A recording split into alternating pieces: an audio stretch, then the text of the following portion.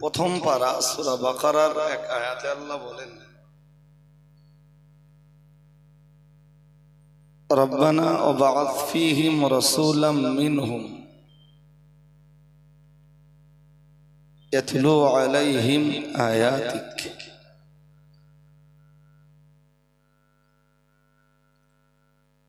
আয়াতের প্রেক্ষাপট আলোচনা করলে আলোচনা লম্বা, কিন্তু আজকের মজলিস লম্বা আলোচনার মজলিস না হওয়ায় আমি শুধু মূল কথাগুলো বলছি। রাস্তার ধারে মজলিস, যারা বসেছেন আপনাদের মন যেন রাস্তায় না যায়, তাহলে আমার কথা বুঝবেন।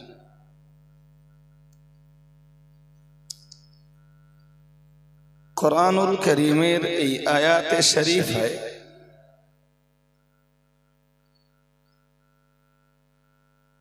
আল্লাহ পাক তার রাসূলের বিশেষ 4টি কাজের উল্লেখ করেছেন।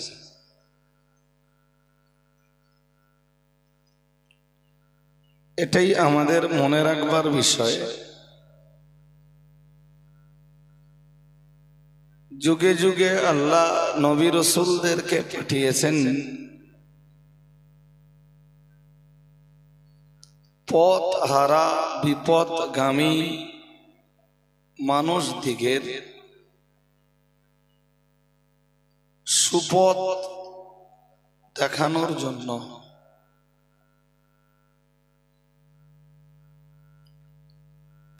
আর তাম দুনিয়ার নবী রাসূলদের লিডার করে পাঠিয়েছেন আল্লাহ ইমামুল মুত্তাকিন মুহাম্মদুর রাসূলুল্লাহ সাল্লাল্লাহু আলাইহি ওয়াসাল্লামকে। সুবহানাল্লাহ।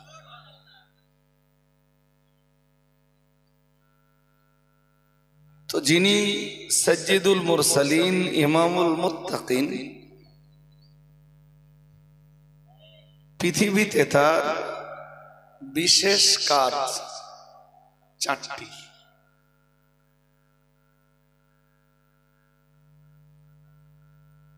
কুরআনুল কারীমে আল্লাহ বলেন,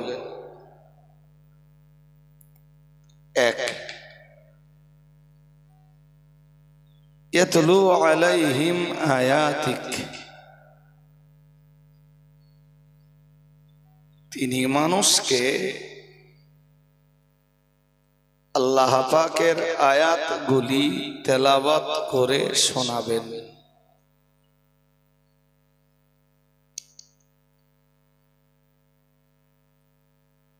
আসলে এটা ছিল ইব্রাহিম আলাইহিস সালামের দোয়া।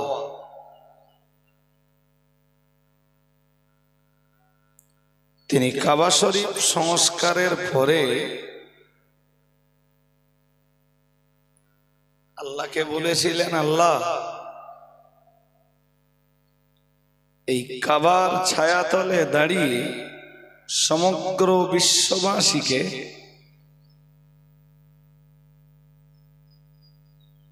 কাবার দিকে আহ্বান করবার জন্য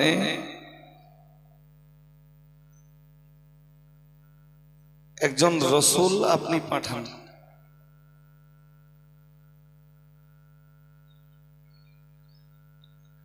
তো ইব্রাহিম আলাইহিস সালামের দোয়ার ফলশ্রুতি হিসাবে আল্লাহ পৃথিবীতে পাঠিয়েছেন আমাদের রাসূলকে। ওই দোয়ার ফল যেটা ইব্রাহিম নবী কাবা সংস্কারের পরে করেছিলেন, সূরা বাকারায় তার পূর্ণাঙ্গ বয়ান রয়েছে। وَإِذْ يَرْفَعُ إِبْرَاهِيمُ الْقَوَاعِدَ مِنَ الْبَيْتِ وَإِسْمَاعِيلُ رَبَّنَا تَقَبَّلْ مِنَّا إِنَّكَ أَنْتَ السَّمِيعُ الْعَلِيمُ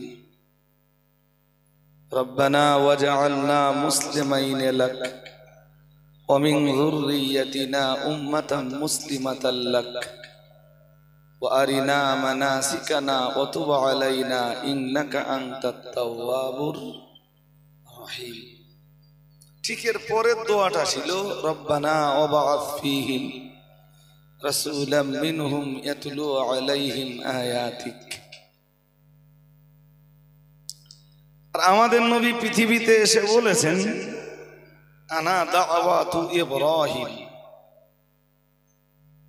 নবীজি বলেছেন আমি হলাম হযরত নবী ইব্রাহিম আলাইহিস সালামের সেই দোয়ার ফসল।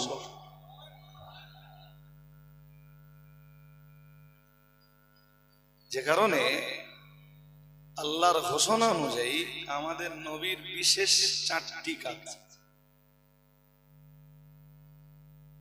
আর বিশেষ 4 কাজের প্রথম কাজ ইয়াতলু আলাইহিম আয়াতিক। তিনি মানুষের কাছে মানুষকে আল্লাহর আয়াতগুলি তেলাওয়াত করে শোনাবেন। আর নবী পৃথিবীতে এসে তার দায়িত্ব তিনি পালন করেছেন অক্ষরে অক্ষরে। শুধু কোরআনের তেলাওয়াত করেছেন তাই না, আল্লাহর আয়াতগুলি তেলাওয়াত করে শুনিয়েছেন তাই না। রাসূল করিম সাল্লাল্লাহু আলাইহি ওয়াসাল্লাম যাদের কাছে কোরআনের তেলাওয়াত করেছেন, যাদেরকে তেলাওয়াত করে শুনিয়েছেন, সরওয়ারে কায়নাত কোরআনের তেলাওয়াত তাদেরকে শিখিয়েও দিয়েছেন। নাম্বার 2 ইয়াতলু আলাইহিম আয়াতিক ওয়া ইউআল্লিমুহুমুল কিতাব। নবীর দ্বিতীয় কাজ কিতাবের ভিতরে লুকিয়ে থাকা বিধিবিধানের তালিম প্রদান করবেন। আমার কথা বুঝতে পারেন?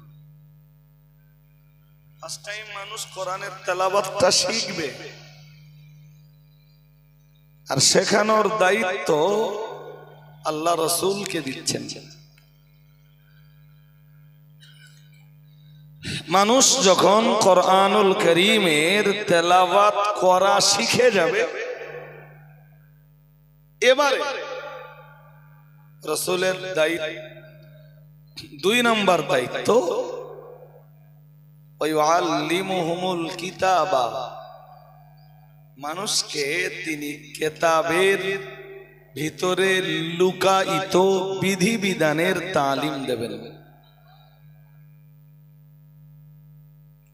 এই যে কিতাব আল্লাহ আমাদের নবীর উপরে আমাদের জন্য নাযিল করেছেন, এই কিতাবে তো বহু বিধিবিধান আছে। নবীর ফার্স্ট টাইম দায়িত্ব এই কিতাবের তালিম দেবেন, মানে তেলাওয়াতের তালিম। দ্বিতীয় দায়িত্ব কিতাবের বিধিবিধানের শিক্ষা দান করবেন।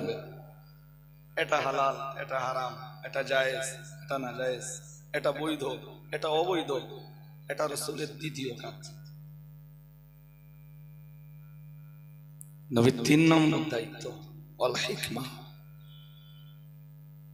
তিনি মানুষকে জ্ঞান বিজ্ঞানের শিক্ষা দিবেন।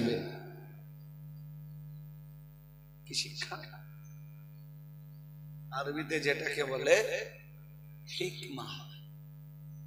তো এই হিকমত শব্দের অনেক তাফসীর, মুফাসসিররা অনেকগুলি তাফসীর করেছেন হিকমত শব্দের, যার ভিতরে এক তাফসীর হলো ওয়া ইউআল্লিমুহুমুল কিতাবা। 2 ছিল কিতাবের তালিম, যে কারণে মুফাসসিরদের একটা তাফসীর হলো 3 নম্বরে তিনি সুন্নাতের তালিম দিবেন। ওই হিকমত বলতে সুন্নাত। প্রিয় রাসূল সাল্লাল্লাহু আলাইহি ওয়াসাল্লামের যত সুন্নাত আছে, প্রতিটি সুন্নাতের ভিতরে লুকিয়ে রয়েছে জ্ঞান বিজ্ঞান। অন্যভাবে বললে বলা যায় নবীর কোন সুন্নাত বিজ্ঞান বিরোধী নয়, জ্ঞান বিজ্ঞান বিরোধী নয়। কবি কবি কোন সুন্নাত রাসূলের রেখে যাওয়া সুন্নাত বিজ্ঞানের জ্ঞানে পায় না, বিজ্ঞান তার রহস্য উদ্ঘাটন করতে পারে না, বিষয় আলাদা। কিন্তু রাসূল করিম সাল্লাল্লাহু আলাইহি ওয়াসাল্লামের রেখে যাওয়া কোন সুন্নতি জ্ঞান বিজ্ঞান বিরোধী নয়। নাম্বার 4, আমি চারটে বলে নেই, তারপরে দুটো কথা বলছি। 4 নম্বরে আল্লাহ বলেন ইয়াতলু আলাইহিম আয়াতিক ওয়া ইউআল্লিমুহুমুল কিতাবা ওয়াল হিকমাতা ওয়া ইউযাক্কিহিম। মহান আল্লাহ তার রাসূলের 4 নম্বরের দায়িত্ব দিয়েছেন। ওয়া ইউযাক্কিহিম, 4 নম্বরে রাসূলের দায়িত্ব হলো তাসকিয়াতুন নাফস, মানব আত্মার পবিত্রকরণ। আমি যদি আরবিতে বলি, আরবিটাও আপনাদের জন্য কঠিন, আবার যে বাংলা বলছি বাংলাটাও আপনাদের জন্য খানিকটা হলেও দুর্বোধ্য, তাই না? এই যেটা বললাম মানবাত্মার পবিত্রকরণ, একে একে মানুষ কোরআন তেলাওয়াত করতে শিখবে, 2 মানুষ কোরআনের বিধিবিধান জানবে, 3 রাসূল করিম সাল্লাল্লাহু আলাইহি ওয়াসাল্লামের সুনানগুলি মানুষ, সুনান সমূহ মানুষ শিখবে, নবীর সুন্নাতগুলো মানুষ জানবে। আর 4 নম্বরে আল্লাহর বিধিবিধান দিয়ে নবীর রেখে যাওয়া তরিকা অনুযায়ী মানুষ তাদের ভিতরে যে নোংরামি জায়গা পেয়েছে, যে অপবিত্রতা জায়গা পেয়েছে, যে অপরিচ্ছন্নতা জায়গা পেয়েছে, এই কোরআন সুন্নাহর আলো দিয়ে মানুষ সেগুলোকে পরিষ্কার করে নেবে। ব্যাস, রাসূলের পৃথিবীতে এই 4 দায়িত্ব। কয় দায়িত্ব? জি, এই 4 দায়িত্ব রাসূল করিম সাল্লাল্লাহু আলাইহি ওয়াসাল্লামের পরবর্তী সময়ে কোরআন শরীফে আল্লাহ বলেন কুল ইয়া আইয়ুহান নাস ইন্নী রাসূলুল্লাহি ইলাইকুম জামিআ। মহান আল্লাহ জানিয়েছেন, ওগো রাসূল আপনি বলুন, ইয়া আইয়ুহান নাস, হে মানব মণ্ডলী, ইন্নী রাসূলুল্লাহি ইলাইকুম জামিআ, আল্লাহ পাক আমাকে তোমাদের সকলের রাসূল হিসাবে পাঠিয়েছেন।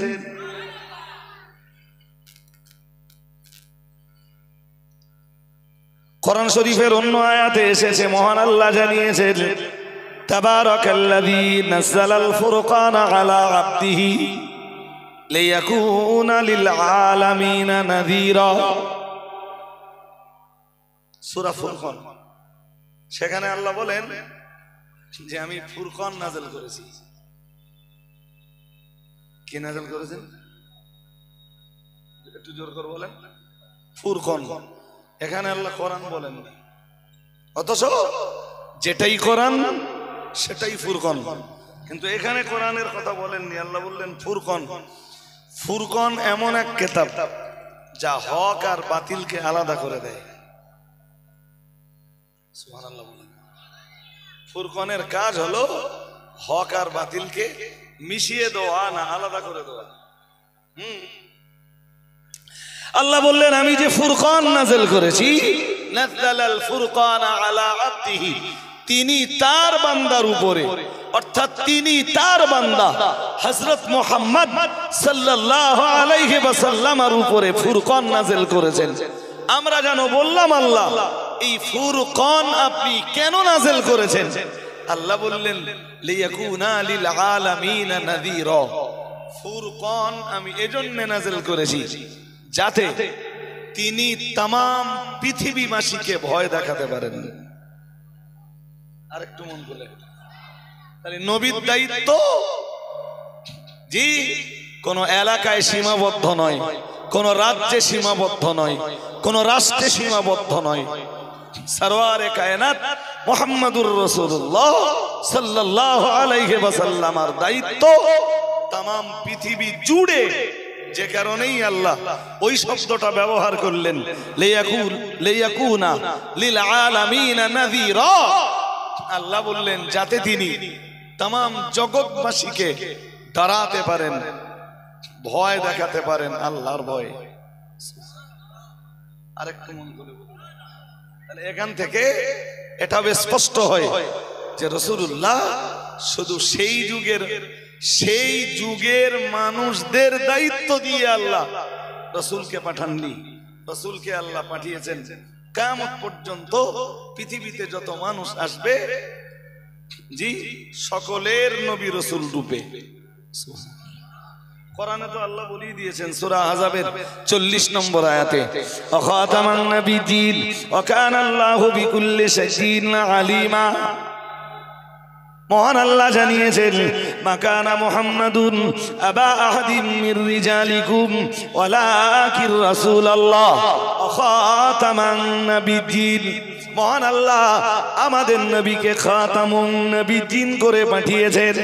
আমাদের নবীকে পাঠিয়ে আল্লাহ নবুয়ত আর রিসালাতের দায়িত্ব, রিসালাতের দরজা বন্ধ করে দিয়েছেন।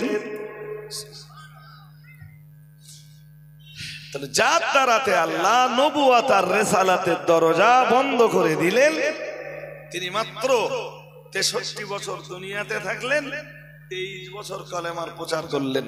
ওই 4 দায়িত্ব পালন করলেন 23 বছর ধরে। কত বছর টোটালে তিনি সময় পেলেন 63। তার কালেমা প্রচারের সময়কাল জোর করে বলুন 23 বছর, 23 ইয়ার্স। আল্লাহ তুলে নিলেন, সময় হলো রাসূলুল্লাহ বিদায় নিলেন।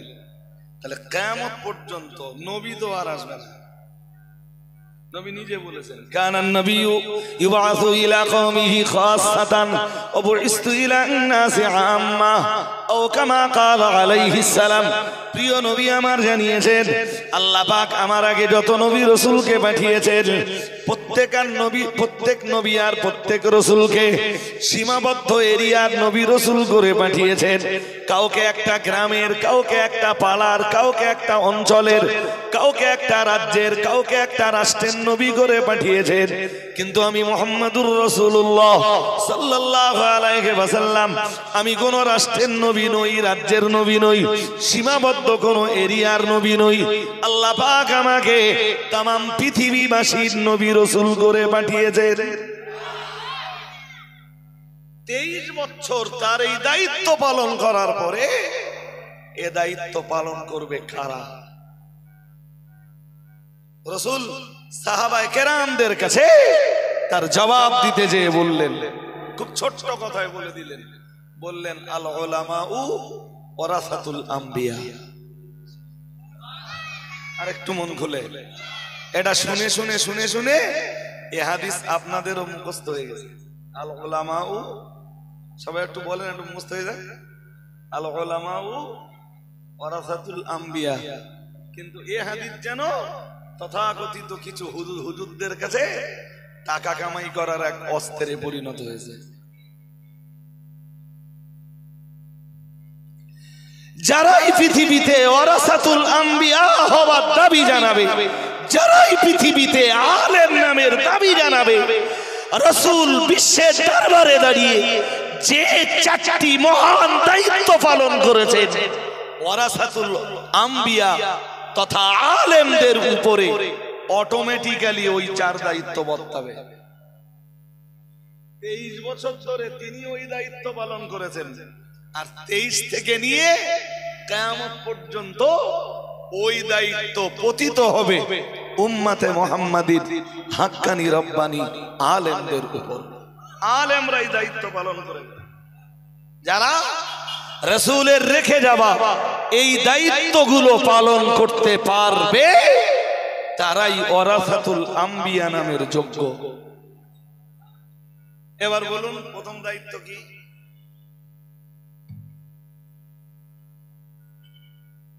কি ভুলে গেছেন এর ভিতরে? আরে বাবা, প্রথম দায়িত্বটা কি? কোরআনের তেলাওয়াত। কোরআনের আলেমদের কাছে জিজ্ঞেস করে দেখেছেন কোনদিন যে রাসূল যাদের কাছে, আমার দিকে তাকান, রাস্তার দিকে তাকালে আমার ওয়াজ বুঝবেন না, আমি ছাড়বো এক্ষুনি। অনেক ওলামারা রয়েছেন আর আমারও তাড়া ব্যস্ততা রয়েছে। জি, কোনদিন আলেমদের কাছে জিজ্ঞেস করে দেখেছেন যে নবী যাদের কাছে কোরআন শুনিয়েছেন তাদের ভিতরে কোরআন পড়তে পারতো না কেউ আছে?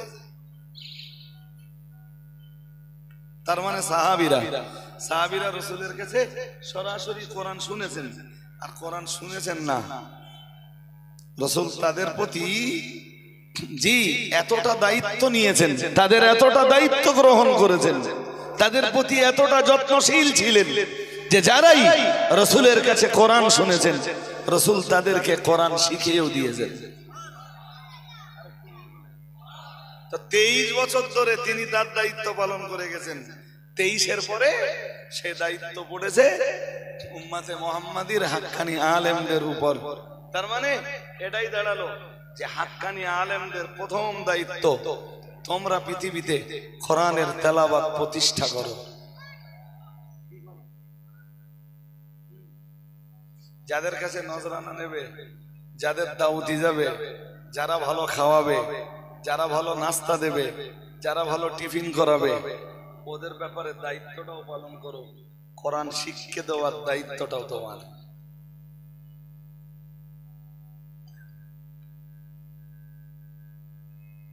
যুগে যুগে হাক্কানি আলেমরা পৃথিবীতে ওই দায়িত্বই পালন করেছেন। ফুরফুরা শরীফের পিসসাব কেবলার জীবন ইতিহাস ঘেটে দেখেন, ওই দায়িত্ব পালন করতে এদেশে তিনি শত শত মাদ্রাসা করেছেন। সুবহানাল্লাহ, আসতে বললেন কেন? আরো আওয়াজ দিয়ে বলুন।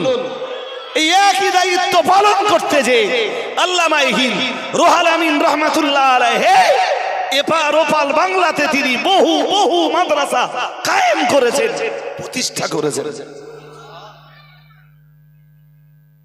এই একই দায়িত্ব পালন করতে যে, আর কিছু না। এবারে উঁচু স্তরের মাদ্রাসা প্রতিষ্ঠা করলে ওই 4 দায়িত্ব একসাথে পালন হবে। 4 দায়িত্ব, কোরআনের তেলাওয়াত হবে, বিধিবিধানও শিখবে, নবীর সুন্নাত সম্বন্ধেও ধারণা পাবে, আর ওই কোরআন দিয়ে ওই কোরআনের বিধিবিধান আর রাসূল করিম সাল্লাল্লাহু আলাইহি ওয়াসাল্লামের সুন্নতি তরিকার মাধ্যমে মানুষ নিজেদের আত্মার পবিত্রতা অর্জন করতে শিখবে। এই যে দেশে যে উঁচু ক্যাটাগরির মাদ্রাসাগুলো দেখেন, এর উদ্দেশ্য এইটা। যদি কেউ বলে যে জনগণের টাকা নে বাবা মাদ্রাসা করা,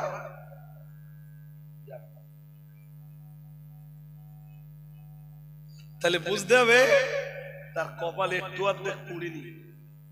জি, এতটাই পুড়েছে যে সে কোরআন শরীফের, কোরআনুল কারীমের এই স্পষ্ট আয়াতের বিরোধিতা করছে, যেখানে আল্লাহ বলেন ইয়াতলু আলাইহিম আয়াতিক ওয়া ইউআল্লিমুহুমুল কিতাবা ওয়াল হিকমাতা ওয়া ইউযাক্কিহিম ইন্নাকা আনতাল আজিজুল হাকীম।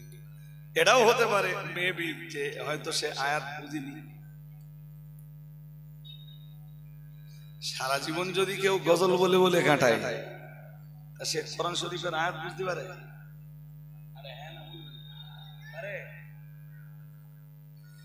দেশ জুড়ে অল ইন্ডিয়া সুন্নাত আল জামাতের এই যে আন্দোলন, অল ইন্ডিয়া সুন্নাত আল জামাত যে কাজ করছে, এ কাজ আখিরি জামানার নবী, ইমামুল মুত্তাকিন, সাইয়্যিদুল মুরসালিন, রাহমাতুল লিল আলামিন মুহাম্মাদুর রাসূলুল্লাহ সাল্লাল্লাহু আলাইহি ওয়াসাল্লাম আর রেখে যাওয়া দায়িত্ব।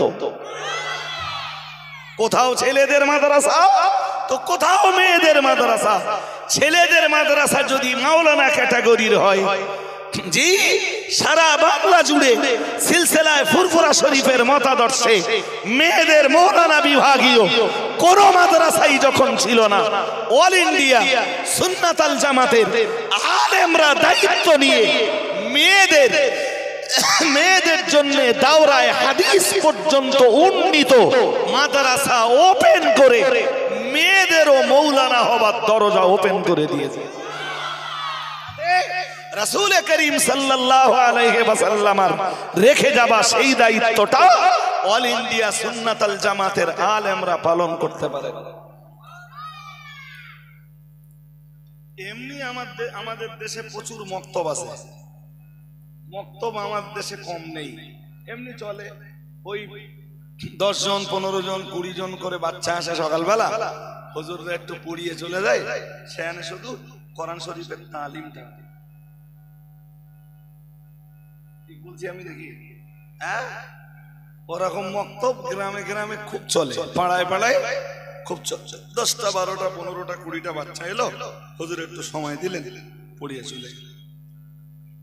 ভাই, এই রাস্তার দিকে বারবার মন যাচ্ছে কেন? এক চিলতা রাস্তায় মন দেন না। কিন্তু অল ইন্ডিয়া সুন্নাত আল জামাতের আলেমরা এই যে কেরালা মডেল মাদ্রাসাটা তৈরি করেছে, কি model? Kerala model Islamic school. এনাঙ্গা অন্যায় হলো কেরালা মডেল, অন্যায় কি?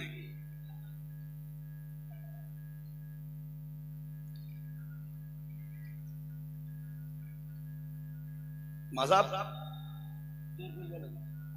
যেটা বলবেন জোর করে বলেন। মাযহাব আলাদা তো আপনার। হ্যাঁ, বদরের যুদ্ধে 70 জন ধরা পড়েছে। বিরোধী শিবিরের, অবিশ্বাসী শিবিরের, রাসূলের বিরুদ্ধে যারা লড়াই করেছে তাদের বিরুদ্ধে তাদের ভিতরে 70 জন খতম ধরা পড়েছে। 70 জন। কতজন? 70 জন। তো রাসূল মুসলিম শরীফের এক লম্বা হাদিস এসেছে, রাসূল ওই 70 জনের ব্যাপারে আলোচনা করলেন। হযরত আবু বকর বললেন, হুজুর এদের কাছে কিছু মুক্তিপণ নিয়ে এদের ছেড়ে দেন। ছেড়ে দিলে পরবর্তীতে এদের তো ইসলাম আনার এক সুযোগ থাকবে।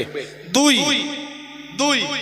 হুজুর এদের আজকে মুক্তিপণের বিনিময়ে ছেড়ে দিলে আমরা কিছু মুক্তিপণ যখন পাবো, ইসলামের এখনো প্রাথমিক কাল কাটিনি হুজুর, ইসলাম প্রচার প্রসারের জন্য অনেক টাকা দরকার, ওদের পয়সাটা ইসলামের কাজেও লাগাতে পারবো, আর ওদেরও পরবর্তীতে ইসলাম ধর্ম কবুলের সুযোগটাও থাকবে।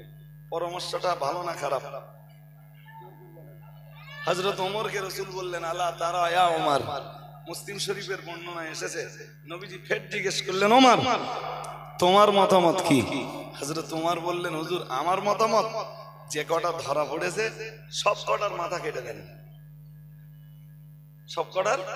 বললেন, হুজুর আমার চিন্তা ভাবনা একটারেও বাঁচালে হবে না, সব কটা শেষ। শেষমেশ রাসূলুল্লাহ হযরত আবু বকরের মতামতটা নিলেন। পরে কি হলো ওটা আপন জায়গায় থাক। জি, যেটা আমি আপনাদেরকে বোঝাতে চাচ্ছি সেটা হলো রাসূলুল্লাহ এবারে এলেন ওই 70 জন বন্দীর কাছে। শুনছেন নাকি? 70 জন বন্দীর কাছে, যুদ্ধ বন্দীর কাছে এসে বললেন, শোনো, আমি মুহাম্মদ সাল্লাল্লাহু আলাইহি ওয়াসাল্লাম তোমাদেরকে ঘোষণা দিচ্ছি, তোমাদের ভিতরে যারা এডুকেটেড পার্সন আছে, শুনছেন নাকি? যারা এডুকেটেড পার্সন আছো, তোমাদেরকে কোনো মুক্তিপণ দিতে হবে না। তোমাদের কাজ হলো আমার লেখাপড়া না জানা সাহাবী যারা, তাদেরকে তোমরা লেখাপড়া শেখাবা। কে শেখাবে? কথা বোঝেননি? আরে বাবা, রাসূলুল্লাহ লেখাপড়া শেখানোর কথা কাদের বলছেন? যুদ্ধবন্দীদের ভিতরে শিক্ষিত লোক যারা, নবী তাদেরকে বলছেন তোমাদেরকে মুক্তিপণ দিতে হবে না। আমার সাহাবীদের ভিতরে লেখাপড়া জানে না যারা, তাদেরকে তোমরা লেখাপড়া শেখাবা, এটাই হবে তোমাদের মুক্তির মিডিয়া। আর তোমরা যারা লেখাপড়া জানো না, তোমাদের একমাত্র রাস্তা মুক্তিপণ। রাসূলুল্লাহ এই যে যুদ্ধবন্দীদেরকে সাহাবীদের জন্য মাস্টার বানাচ্ছেন, এরা শাফি মাযহাবের।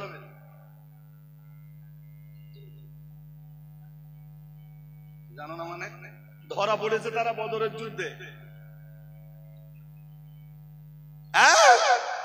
আরে বাবা, তারা শাফি মাযহাবের হবা তো শাফি মাযহাব, তারা মুসলিম না হিন্দু? জোর করে বলে না। আরে দাদা হুজুর কেবলার ওসিয়াতনামা পড়ে দেখবেন, দাদা হুজুর কেবলা চার মাযহাবের ব্যাপারে লিখতে লিখতে লিখেছেন যে চারও মাযহাব সত্য, চারের মাযহাব সত্য। সুবহানাল্লাহ। কি লিখেছেন? চারের মাযহাব সত্য। এই চার মাযহাব অবলম্বীরাই আহলুস সুন্নাহ ওয়াল জামাতের অন্তর্ভুক্ত। হানাফি, শাফি, মালিকি, হাম্বলি চার মাযহাবের মানুষেরাই আহলুস সুন্নাহ ওয়াল জামাতের অন্তর্ভুক্ত, জান্নাতি দলের অন্তর্ভুক্ত। শাফিরা বিরোধী দলের না, শাফিরা বলেন ইসলাম বিরোধী দলের না, তারাও মুসলিম, জাস্ট তাদের মাযহাব আলাদা। কি করে এই মাযহাব তৈরি হলো? সব আপন জায়গায় থাক। এখন বলেন, অবিশ্বাসী কাফেরের কাছে যদি লেখাপড়া শেখা যায়,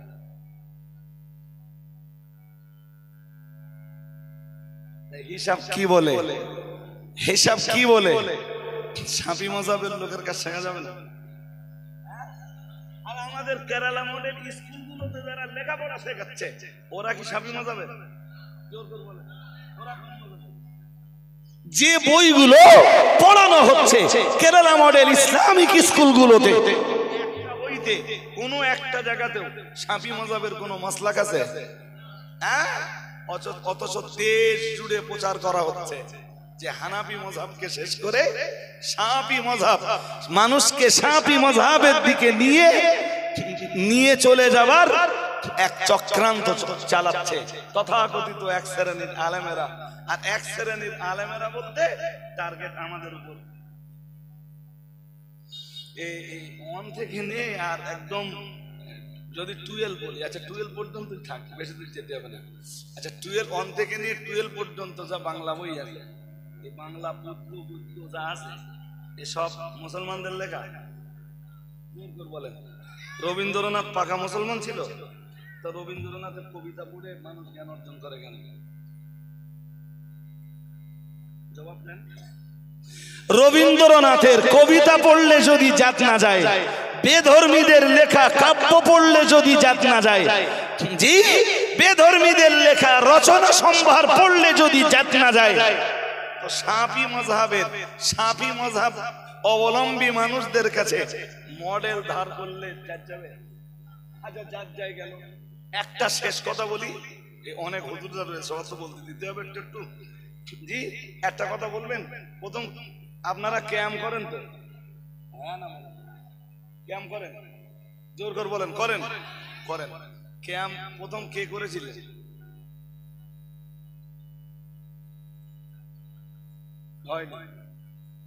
কে বলেছেন? হয়নি। প্রথমে ক্যাম্প করেছিলেন যিনি, বসিরহাটের হুজুর কেবলা লিখেছেন, তিনি হলেন আল্লামা তকিউদ্দিন সুবকি। আল্লামা তকিউদ্দিন সুবকি আশ-শাফিঈ রাহিমাহুল্লাহু তাআলা আনহু ছিলেন শাফি মাযহাবে। কোন মাযহাবে? জোর করে বলেন। কেরালার মানুষদের কাছে মডেল ধার করলে যদি জাত যায়, তো কেরালার মানুষদের কাছে ক্যাম্প ধার করে তো জাত যায় না।